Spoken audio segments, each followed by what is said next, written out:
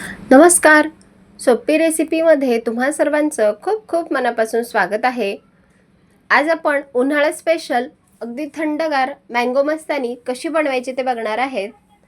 तर बघा, नेहमीप्रमाणेच रेसिपी एकदम साध्या सोपी आहे. भरपूर साऱ्या टिप्ससह तुमच्यासोबत शेअर केली.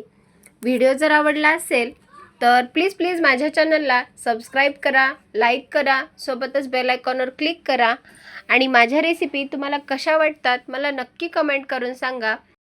आता उन्हाळा इतका वाढला आहे ना, जर तुम्ही शरीराला असे रोज थंडगार पेय जर दिले ना, तर शरीराला थोडासा थंडावासुद्धा भेटतो आणि बाहेरून विकत आणण्यापेक्षा अगदी घरच्या घरी कमी साहित्यामध्ये ना तुम्ही असे हे थंडगार पेय नक्कीच बनवू शकता.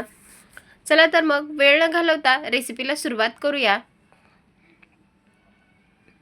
आता मँगो मस्तानी बनवण्यासाठी सगळ्यात अगोदर आपण इथे 2 आंबे घेतले आहेत. तर इथे मी हापूस आंबा वापरलेला आहे. तुमच्याकडे जो आंबा अवेलेबल असेल तो तुम्ही आंबा वापरू शकता.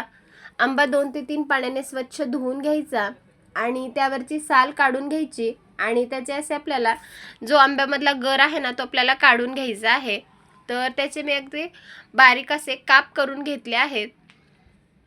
आता हे जे आंब्याचा गर आहे ना तो आपल्याला मिक्सरला ग्राइंड करून घ्यायचा आहे, म्हणजे याची आपल्याला एकदम स्मूथी करून घ्यायची आहे. तर मोठं आपण जे ज्युसर वापरतो ना ते घेतलं, त्यामध्ये हा आंब्याचा गर टाकून घेतला. साधारण माझ्याकडे इथे 1 वाटी भरून हा गर आहे.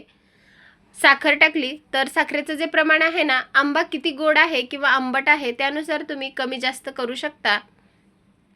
1 वाटी फ्रेश मलाई वापरली आहे, म्हणजे दूध तापवल्याच्या नंतर जी त्यावर साई येते ना ती फ्रीजला स्टोअर करून ठेवली होती आणि ती टाकली. आता यामध्ये आपल्याला एक्स्ट्राचं दूध किंवा पाणी न टाकता याची स्मूथ अशी पेस्ट करून घ्यायची आहे.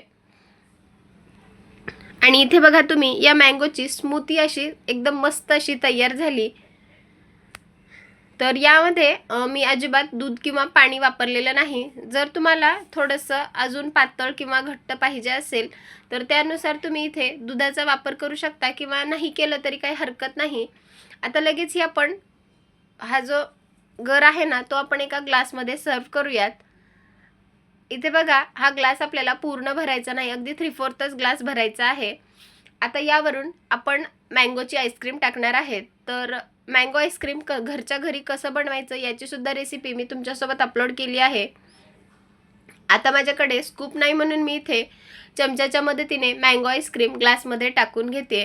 जर तुमच्याकडे स्कूप असेल ना तर त्याने सुद्धा तुम्ही यामध्ये आईस्क्रीम टाकू शकता.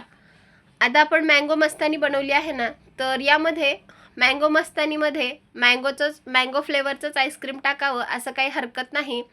जर तुमच्याकडे दुसरं कोणतं आईस्क्रीम असेल ना, जसं व्हॅनिला फ्लेवरचं असेल तर तुम्ही ते सुद्धा यामध्ये टाकू शकता.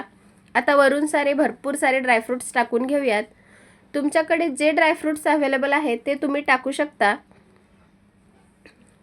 अजून डेकोरेशनसाठी वरून भरपूर सारी चेरी टाकून घेतली. यामुळे दिसायलाही छान दिसतं आणि पिताना किंवा खाताना सुद्धा खूप छान असं फिलिंग्स येते. इथे बघा, अगदी 10 ते 15 मिनिटांमध्ये आपली ही मँगो मस्तानी बनवून तयार आहे.